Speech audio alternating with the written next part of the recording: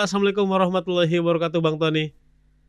Waalaikumsalam warahmatullahi wabarakatuh. Gimana kabarnya, sehat Bang Tony ya? Alhamdulillah sehat walafiat. Cuman suaranya ini agak kurang besar ini Bang Tony. Kayak jauh gitu nih Oh, handphonenya kurang ya. besar ya. Ini dibesarkan ini karena lagi meratapi demo kemarin, jadi kecil ya. Lagi meratapi demo. Nah, itu juga yang mau kita angkat ini Bang Tony ya. Ada beberapa hal. Kita melihat bahwa kalau ya pasti ini silang pendapat ya, berbeda pendapat di kalangan masyarakat. Ada yang menghendaki supaya DPR itu dibubarkan, tapi ada juga yang oh jangan dibubarkan, sebenarnya diperbaiki aja gitu ya para anggota-anggota dewan terhormat itu gitu. Jika kemarin demo itu salah satu yang menjadi masalah utama gitu ya, salah satunya tunjangan dan juga gaji, pejabat publik yang begitu besar gitu ya, disoroti oleh, masyarakat. Apalagi di sini ada hal yang disoroti, mereka tuh nggak peka gitu, seperti tuli, seperti tidak melihat gitu ya, apa yang terjadi di tengah-tengah masyarakat. Sementara rakyat merasa gitu ya, pajaknya dicekik di sana sini, gaji guru juga yang dianggap beban gitu ya, belum lagi APBN yang boros karena kabinetnya gemuk, perpaduan dari legislatif, eksekutif, jadi sepertinya, terus-menerus mencederai hati gitu dan nurani rakyat gitu ya. Kalau kita lihat respon dari masyarakat seperti ini, kan ada beberapa pejabat juga ya Bang Tony ya, meresponnya itu ketika ada kritik dari publik, responnya itu malah marah-marah gitu. Malah marah-marah, malah nyindir gitu ya, malah kalimatnya juga sinis, lebih sarkas bahkan, akhirnya tambah tersolot lagi gitu ya masyarakat itu. Ini pertama kita ingin melihatnya, ada apa gitu ya dengan, penghuni-penghuni gedung dewan terhormat itu. Lalu kedua juga kami ingin menyoroti Bang Tony ketika akhirnya UI, Kampus Universitas Indonesia dan Nahdlatul Ulama (PBNU) meminta maaf ketika mengundang profesor pro Israel gitu ya dalam sebuah, acara, memang dalam rangka, orasi ilmiah gitu ya dalam kajian kegiatan pengenaan sistem akademik, program pasca sarjana UI di kampus UI. Dan MUI sampai menyoroti itu, bahkan NGO-NGO kepalestinaan jelas bersuara semua gitu ya, seperti mencederai rasa kemanusiaan ini ya, kampus mentereng UI dengan, ormas terbesar PBNU ini. Tapi ujung-ujungnya sudah minta maaf kabar terakhir. Tapi Bang Tony perlu kami juga, analisanya kenapa gitu sampai seperti itu gitu, apa harus menunggu respon masyarakat dulu, melihat hal-hal seperti ini dari kalangan akademisi maupun dari kalangan, ulama yang ada di PBNU. Kami ingin bagaimana analisa Bang Tony. Begitu Bang Tony, 2 hal ini dulu, monggo. Yang pertama terkait dengan DPR yang dianggap tidak peka. Mmm. Pertanyaannya, emang selama ini DPR peka? Sedih Kan enggak ya? gitu. Ibarat rumah yang Mhm, dibangun dengan kayu atau bambu, gitu kan?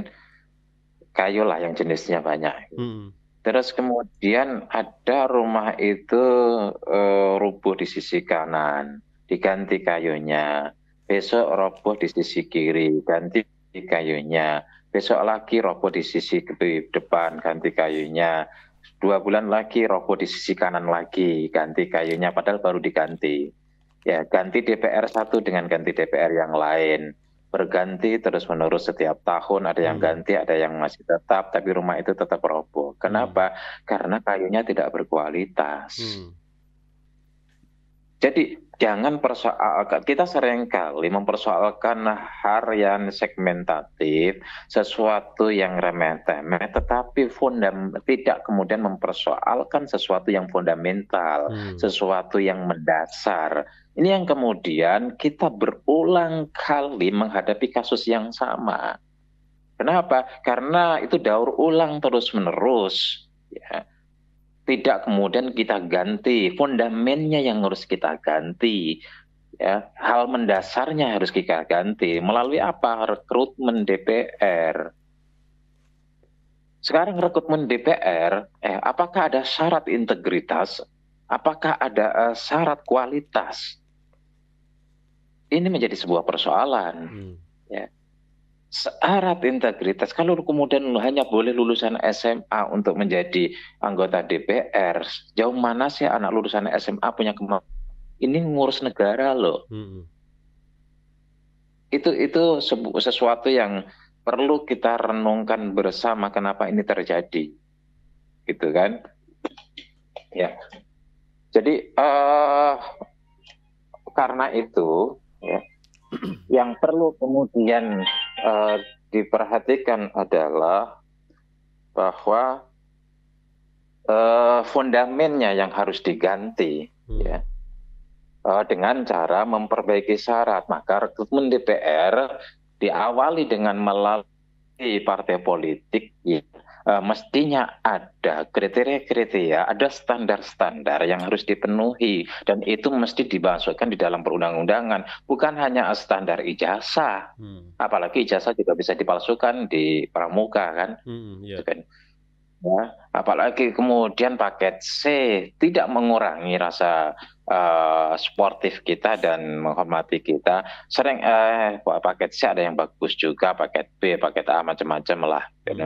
Ya, ada orang yang berpendidikan tapi lebih bodoh daripada orang tidak berpendidikan. Ini kan kasuistik. Kita sepakat bahwa kualitas manusia itu berbasis ya, SDM-nya dari pendidikan. Maka standar pendidikan minimal lah, mestinya S1, gitu kan. S1-nya, prodinya berakreditasi. Ya, kalau ini kan pejabat tinggi, gitu. Minimal berakreditasi A, boleh berakreditasi B kalau ya dengan syarat tambahan. Akreditasi C tambahnya lebih berat. Mestinya itu. Kemudian mengikuti proses kaderisasi sekian tahun. Di dalam partai harus kaderisasi tingkat 1, kaderisasi tingkat 2, kaderisasi tingkat 3. Tadi organisasi mahasiswa itu ada di IMM, ada yang 1, 2, kemudian di PMI ada 1, 2, apalagi di IMI ada sampai advance training dan sebagainya. Ini di partai politik nggak ada. Kemudian yang muncul, orang yang sudah nyata-nyata divonis sebagai terpidana, itu itu masih boleh jadi anggota DPR, masih boleh jadi anggota DPD, masih boleh jadi pimpinan MPR dan DPR. Itu sudah divonis bersalah. Sementara kalau Mas Angga mau nyari pekerjaan dengan gaji UMR, harus dapat SKCK. Syarat SKCK tidak pernah terlibat di dalam tindakan kriminal. Terus kemudian ada syarat bebas dari narkoba, kemudian harus tes urin sebagainya. Ini loh, kita tahu berapa ada sejumlah anggota DPR yang memang hari-hari pakai narkoba. Kemudian menjadi pejabat publik yang mengurus urusan besar terkait dengan nasib rakyat. Hal-hal fundamental ini tidak pernah kita bahas, tidak pernah kita kaji. Yang kita persoalkan adalah hal yang bersifat pinggiran. Nanti ada kenaikan gaji joget-joget, kenaikan tunjangan joget-joget, kemudian dapat apa lagi joget-joget. Ini punya persoalan integritas, mentalitas, dan juga kapasitas yang sangat serius di sini. Bukan hanya DPR, saya pikir pejabat-pejabat lain juga tidak jauh berbeda. Karena rekrutmen berbasis kepada tingkat popularitas, rekrutmen berbasis pada tingkat isi tas. Dua inilah yang kemudian yang menjadikan banyak di antara, saya tidak mengatakan semua karena banyak yang hebat-hebat juga, banyak di antara anggota DPR yang memang kualitasnya kualitas yang layak untuk dikritik oleh publik hari-hari. Untuk kemudian dinilai rendah oleh publik hari-hari. Yang pada akhirnya orientasinya bukan bagaimana mereka mewakili rakyat, bukan mewakili menyampaikan aspirasi rakyat, kemudian memperjuangkan hak-hak rakyat. Karena kapasitas dan integritas yang mentalitas seperti itu, maka mereka lebih cenderung memperjuangkan diri sendiri daripada rakyat. Perjuangan ini kemudian berbagi dengan perjuangan partai, karena dia bisa ada mereka ada di situ karena partai, maka harus berbagi dengan partai, harus memberikan kontribusi kepada partai, kontribusi kepada rakyat. Ini menjadi sebuah persoalan. Kalau rakyat tidak demo, rakyat tidak teriak, ini kan ironis. Masa rakyat demo kemudian hanya untuk urusan gaji naik, DPR. Itu kan sebenarnya remeh-temeh, tapi ya kebangetan gitu loh. Hmm. Ya, kebangetan. Kalau kemudian kita bedah dalam anatomi demo, terjadi banyak variabel gitu, banyak kepentingan, itu soal lain, itu lain hal ya. Tetapi dalam konteks ini sesungguhnya ironis yang serius ketika masa rakyat itu demonstrasi terhadap DPR untuk kasus gaji dan tunjangan, kenaikan gaji dan tunjangan. Hmm. Nggak keren banget gitu loh, Iya, kata iya. kata anak muda sekarang. Iya, iya. Ya, nggak keren, nggak. Aduh, demonya kok cuman itu. Tapi kalau nggak di demo, kok kebangetan gitu loh. Iya. Kenapa masyarakat sampai mendemo itu? Karena kepekaannya yang sudah terlalu habis gitu. Hmm. Sampai itu pun di demo gitu loh. Kalau DPR membuat sebuah keputusan, artinya ada RUU, yang RUU itu dalam jangka pendek maupun menengah panjangnya akan merugikan rakyat, demo, keren, ini demo keren gitu. Hmm. Kemudian ada RUU yang ada budgeting ya di badan anggaran bermasalah karena ini akan merugikan rakyat, keren ini demo. Terus kemudian ada RUU berkaitan dengan energi, RUU dengan tenaga kerjaan, Omnibus Law tenaga kerjaan, kemudian RUU tentang keamanan nasional, RUU dengan macam-macam yang efeknya cukup signifikan dan jangka panjang bagi bangsa ini, kemudian tidak sesuai dengan aspirasi rakyat, akan membahayakan bagi masa depan negara, maka demo itu keren. Demo tunjangan yang di demo nggak malu juga gitu loh. Iya. Sampai rakyat demo itu kan kok kebangetan loh kalian.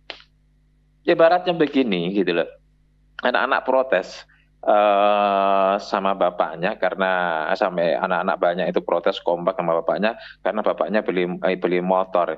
Ya Allah, atau beli mobil, kok gak keren banget gitu loh. Ya, ini kalau bapaknya nggak pulang-pulang diprotes, oke. Beli motor, beli mobil lebih mahal dikit gitu, diprotes bareng-bareng, nggak keren itu loh. Tapi itulah kita melihat bahwa kualitas berbangsa dan bernegara kita, relasi rakyat rakyat dan ke penguasa itu makin lama makin tidak berkualitas. Makin lama makin rendah. Isu yang dibangun, terus kemudian masalah yang dipersoalkan, itu menjadi masalah yang seringkali remeh-temeh. Sementara mungkin karena rakyat itu terlalu jenuh ya kepada penguasa, kepada elit-elit kekuasaan, elit-elit politik yang di mana mereka tidak peka, apalagi mereka bahkan sebagian represif ya terhadap apa yang diprotes oleh rakyat berkaitan dengan kekhawatiran adanya kerusakan bangsa di masa yang akan datang, masa depan. Ini tidak didengar terus, dibiarkan terus, bahkan ditindas ya, ada melakukan dengan upaya-upaya represif. Akhirnya kemudian yang kecil-kecil pun didemo gitu. Ibaratnya nggak ada batang, akar pun jadi. Iya. Aduh, ini menyedihkan sebenarnya, memprihatinkan. Makin lama kita makin memprihatin. Yang pada akhirnya ini akan menjadi sebuah dialektika sosial, ya, dialektika kebangsaan yang tidak berkualitas. Makin lama kualitas masyarakat kita, kualitas rakyat kita, kualitas dialektika kebangsaan kita makin rendah, makin mengecil. Dan ini berbahaya bagi masa depan bangsa, bagi peningkatan kualitas bangsa. Berbahaya secara integritas, berbahaya secara mentalitas, juga berbahaya secara kapasitas. Ini problem serius menurut saya. Saya ikut prihatin, saya renungkan kemarin demo. Kok demonya kemudian masalah begini, gitu loh. Masalah begini. Ini kita belum menyoroti tentang anatomi demo itu sendiri. Siapa yang berperan di situ, akses politiknya atau akses politiknya dan sebagainya. Dan juga arahnya kemana gitu ya. Juga Bang Tony kita itu kan ya kita kalau kemudian lihat ya yang pertama melakukan tindakan anarkisme itu ada beberapa orang yang wajahnya ditutupi dengan masker, dengan kain, itu berada di belakang gedung DPR tanpa represif yang dilakukan oleh kamu, tahu-tahu mereka melempari Nah, kemudian terjadi dan melibatkan kemudian anak-anak SMA, kita tahu anak-anak pelajar itu, ya itu perlu dilatih daya kritisnya, tetapi secara psikologi mereka tidak terlalu memahami si masalah yang sesungguhnya, dan secara emosional mereka juga belum matang sehingga mudah diprovokasi. Nah, itu juga terjadi. Kemudian kita lihat sebagian di antara mereka sebenarnya demo tidak ikut-ikutan. Biasanya kalau eskalasi ada tindakan represif itu kan semua ikut terlibat di dalam di dalam kegaduhan itu. Tetapi sebagian besar tidak ikut. Itu artinya ya bisa dipahami ada makna politik di balik dari demo ini. Mana politik itu artinya dimanfaatkan oleh pihak-pihak tertentu untuk demo ini. Dan ini kalau kemudian kita tarik dalam konstelasi makro, ini kan setiap penguasa itu selalu selalu memiliki rivalitas yang kuat. Satu, sekarang rivalitas orang-orang yang tidak terakomodir, elit-elit yang masih memiliki kemampuan akses pengaruh kemudian finansial tidak terakomodir, Taipan-Tiapan yang digusur, kemudian sebagian dipersoalkan bisnis haramnya yang selama ini haram, sampai kemudian diambil alih, adanya ditersangka soal minyak, soal soal sawit dan soal tambang sebagainya. Ini juga ada mereka. Kemudian juga kita tidak bisa anggap remeh kekuasaan yang ada di Solo lah misalnya, yang mereka sangat punya kepentingan terhadap proses perjalanan politik ke depan. Ini juga menjadi sesuatu. Maka setiap event itu bisa menjadi suatu di samping adanya kerentanan yang dimiliki oleh penguasa sendiri. Apa itu kerentanan? Di antaranya adalah kondisi ekonomi yang begitu parah. Terus kemudian kebijakan-kebijakan yang nampaknya tidak terdelivery sampai ke bawah. Artinya kalau kita lihat Pak Prabowo dengan kekuasaannya itu kan jelas dengan narasi-narasinya gitu kan. Ya, apakah narasi ini terdeliver? Ya, apakah narasi ini kemudian sesuai dengan fakta? Ini kan persoalan tersendiri. Gitu kan? Pak Prabowo ngomong A, fakta di bawah ternyata B. Gitu. Pak Prabowo ngomong bahwa komisaris-komisaris itu jadi bagi-bagi politik. Kenyataannya banyak komisaris juga di masa Pak Prabowo itu bagi-bagi politik juga. Dan apakah Pak Prabowo tahu atau tidak, kita kan juga tidak tahu. Inilah menjadi persoalan juga. Jalan. Ya, ini juga jadi masalah. Artinya di satu sisi ada banyak orang yang kecewa dan itu orang-orang kuat, baik itu orang politik maupun orang usaha, itu cukup kuat di dunia luar. Di sisi lain ada kerentanan pada diri kekuasaan Pak Prabowo. Ketika fokus publik kemarin-kemarin itu ke Solo, dan ketika ada titik jenuh maka akan bergeser ke panggung utama. Panggung utama itu kekuasaan. Disitulah kemudian semua akan melihat ketika ada kerentanan di sini, kemudian ada kebijakan yang tidak pas, ada situasi politik yang bermasalah, ada kondisi ekonomi yang rentan, ini kemudian bisa menjadi sebuah isu yang berpotensi dimanfaatkan oleh kelompok-kelompok kekuatan. Tidak ada demo tanpa dimanfaatkan oleh kelompok tertentu dari dulu. Ini udah hukum politik ya. Setiap ada demonstrasi itu akan dimanfaatkan. Akan bergantung isunya kuat atau tidak.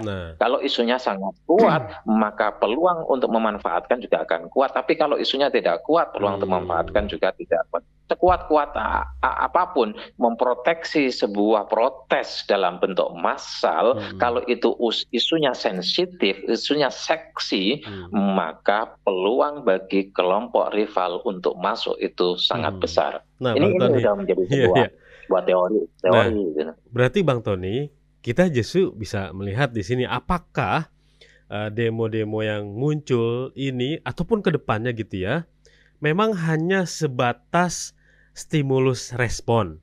Jadi masyarakat merespon karena stimulusnya itu ada dari penguasa. ada dari pejabat-pejabat gitu, dari ucapannya, dari kebijakan, dari apanya. Atau justru bukan hanya karena stimulus respon, karena memang tadi kalau dilihat dari secara makro peta politiknya, oh ini kayaknya udah ada agenda besar gitu. Udah ada pihak-pihak yang emang sudah menyiapkan ini, begitu Bang Tony? Iya, ini dicoba lah. Demo ini Eh, kan tidak terorkestrasi oleh eh, penanggung jawab yang jelas. Siapa penanggung jawabnya di situ? Siapa koordinatornya di hmm, situ? Nggak jelas juga kan? hmm, Ya, itu semua masalah. Kemudian mereka yang punya basis massa tidak ikut di situ hmm, karena alasan itu, seperti KPSI nggak ikut, ke iya, apa, organisasi buruh nggak ikut, organisasi-organisasi mahasiswa baik iya, apa namanya, intra kampus maupun ekstra kampus tidak ikut, apalagi kemudian NGO atau ormas iya, tidak iya, tidak ikut di situ. Artinya semacam ini adalah demonstrasi yang pure, tidak terkoordinir secara rapi, yang sehingga rentan ya, apalagi kalau kemudian hmm, ini didorong, maka kemudian terjadi tindakan anarkis. Dari situlah bisa kemudian kelihatan. Tetapi begini, tapi hmm, karena isunya kan tidak seksi, hmm, hmm, memang sempat kalau kita kan melihat itu isu seksi atau tidak, kemudian dampaknya seperti apa, hmm, kita lihat hmm, IHSG. Ya, dari sisi ekonomi, kalau IHSG itu turun berarti berdampak. hmm, Turunnya seberapa dampaknya? Tapi kalau masih stabil, ya, kemarin hmm. itu nggak terlalu kuat pengaruhnya. Ya, kita contoh Saya seperti Minerba selalu lah ya. Waktu menolak Minerba IHSG kan itu besar tuh. menjadi bagian dari menjadi bagian dari indikator untuk mengukur dampak daripada sebuah demonstrasi atau sebuah kasus ya. Iya. Beda. Yang lebih hebat itu kan fatwanya Trump. Fatwa Trump pagi Hmm. ngomong apa, oh rontok, bisa rontok semua itu. Iya, iya. Pokoknya Trump itu kalau bicara itu Sangat pasti berpengaruh. saham itu amburadul itu. Wah, Hmm. itu fatwa global itu. Iya. Kalau Trump pengaruhnya luar biasa. Kalah masa kita itu kalau dengan fatwanya Trump itu, bertengkar sedikit dengan Cina, bertengkar sedikit dengan Rusia, Hmm. ya mendukung Ukraina atau mencabut dukungan, bertengkar sedikit dengan NATO, atau kemudian membuat kebijakan internal Amerika terkait dengan imigran, langsung berpengaruh. Apalagi kalau kemudian itu kebijakannya terkait dengan pajak ya, pajak biaya masuk, wah itu, Iya. atau biaya keluar, itu lebih berpengaruh lagi. Nah, Hmm. kemarin itu tampaknya tidak terlalu besar dampaknya Hmm. Hmm. bagi sektor ekonomi ya. Hmm. Hmm. Ini. Hmm. Tetapi yang menjadi menarik itu di anatomi demonstrasi itu sendiri, Hmm. di dalam bentuk mikro, kemudian dikaitkan situasi makro. Ada sebuah percaturan. Rivalitas itu kan hal yang biasa, dan Iya. itu merupakan sesuatu yang abadi dalam politik, meskipun aktornya tidak. Iya. Partai ini koalisi dengan partai ini, besok jadi rival partai ini. Itu tidak abadi. Hmm. Yang abadi itu rivalitas selalu ada. Secara substantif Hmm. rivalitas itu selalu ada, ya. Dan ketika penguasa siapapun selalu mendapatkan rivalitas, rivalitas ini akan semakin menguat ketika distribusi kekuasaan itu tidak merata, maka akan makin kuat, dan makin kuat lagi ketika terjadi sebuah isu yang seksi, isu yang rentan, ini makin besar lagi. Jadi ada faktor-faktor yang menyebabkan sebuah rivalitas itu menguat. Tetapi juga harus kita pahami ada namanya teori the function of social conflict, fungsi-fungsi konflik, di mana konflik itu bisa diciptakan dari internal, kemudian dalam rangka untuk mengetahui siapa musuh, siapa lawan, siapa kawan. Juga untuk mengetahui, untuk membangun sebuah soliditas di internal, itu juga bisa dipakai. Maka perlu kita lihat apakah ya demo-demo besar di partai itu berangkat dari internal, apakah dari eksternal. Disitulah kemudian bisa kita bedah Hmm. indikator-indikatornya. Hmm. Hmm. Nah, kalau tadi disinggung juga sebenarnya kaitannya dengan legislatif ini dari sistem perekrutan, latar belakang SDM dan pendidikan. Sekarang nih ya Bang Tini, ketika kritik publik itu terus mengeras, terus bersuara gitu ya. Ini pembenahan yang paling utama nih apa nih harus dilakukan oleh legislatif ini gitu ya. Karena kan perbaikan dimulai dari internal kekuasaan itu sendiri. Iya, kita kan mengenal sistem presidensial, Hmm. yang kemudian mengabaikan sistem trias politika. Legislatif ada, Hmm. tetapi dikendalikan oleh eksekutif. Yudikatif ada, tapi bisa diintervensi oleh eksekutif. Bahkan juga bisa diintervensi legislatif. Itu artinya betapa powerfulnya sistem presidensial ini. Gitu kan. Nah, karena full, maka dia menjadi penentu. Jadi artinya setengah nasib bangsa ini, atau 60% nasib bangsa ini, akan bisa 75% nasib bangsa ini ditentukan oleh penguasa, oleh presiden dalam konteks ini. Jadi amburadulnya atau tertibnya sebuah bangsa itu sebenarnya ada di dalam diri penguasa itu. Sekarang tinggal mudah, bikinlah undang-undang, gitu kan? Ketua-ketua partai itu di bawah jadi menteri kok, jadi pembantunya, jadi pembantu lah ya, pembantunya presiden kok. Maka DPR, anggota-anggota DPR berarti kan cucunya presiden, anaknya pembantu kan? Yeah. Gitu ya, sangat bisa dikendalikan. Mana RUU yang tidak bisa di stempel oleh tidak sukses yang dilakukan oleh presiden? Sukses semuanya kecuali Pak Jokowi ingin 3 periode, kemarin gagal karena Bu Mega nggak mau. Terus kemudian kalau tentang Pancasila itu yang kemudian di demo besar-besaran. Tapi di luar itu gitu 99% itu kan sukses. Artinya apa? Kalau presiden buat undang-undang terkait dengan rekrutmen syarat anggota DPR A, B, C, D, presiden bisa tekan. Apalagi sudah dicontohkan di era Pak Jokowi, saya bilang di era Pak Jokowi 10 tahun, sudah dicontohkan. Yang macam-macam itu kesalahannya kan ada. Mau dibongkar kalau nggak setuju. Kan gitu. Ya, buat aja minimal. Berlaku anggota DPR minimal adalah sarjana. Nah, sekarang kan yang tidak sarjana kan bisa kuliah. Di UT atau di mana kan bisa kuliah. Minimal sarjana S1, harus berakreditasi A, yang berakreditasi B atau C memiliki syarat diantaranya adalah harus sudah pernah menjadi anggota DPR, punya pengalaman A, B, C, D dan sebagainya. Artinya bagi berlaku baru maka harus perguruan tinggi yang berakreditasi A dengan kalau B, C punya syarat-syarat itu yang baru. Kan setiap periode selalu ada pergantian, ada yang nggak jadi, banyak juga yang nggak jadi. Nah, dan itu bisa dibuat undang-undangnya. Masalahnya kadang-kadang ini sering kali terjadi bahwa undang-undang sudah dibuat, tetapi yang melanggar itu tidak terkena. Contohlah money politik. Pertanyaannya, emang ada calon anggota DPR, calon presiden, calon kepala daerah yang tidak money politik? Emang ada? Emang ada. Terus kemudian harus dibuktikan secara terstruktur, sistematis dan masif. Gimana ukuran terstruktur macam-macam? Harus terukur undang-undang itu. Gitu loh. Ya masifnya seperti apa, sistematikanya seperti apa, itu harus terukur. Ya jangan kemudian di undang-undang yang kira-kira ya dibuktikannya itu sulit gitu loh. Kan undang-undang dibuat seperti itu untuk menyelamatkan, dibuktikannya itu sulit. Sekali lagi tidak mungkinlah DPR itu membuat undang-undang yang itu akan mengenai pada dirinya sendiri. Bila perlu undang-undang boleh berlaku kepada orang lain, tidak berlaku bagi DPR. Pertanyaannya sudah berapa tahun anggota DPR tidak kena KPK? Nah itu sejak mereka kompromi. Artinya apa? KPK itu untuk orang lain bukan untuk DPR, kan gitu kesimpulannya. Iya. Oke. Gitu kan? Karena untuk menangkap DPR harus lapor dan sebagainya, ada hak imunitas. Hak imunitas itu kan berarti undang-undang KPK hanya berlaku untuk orang lain di luar DPR.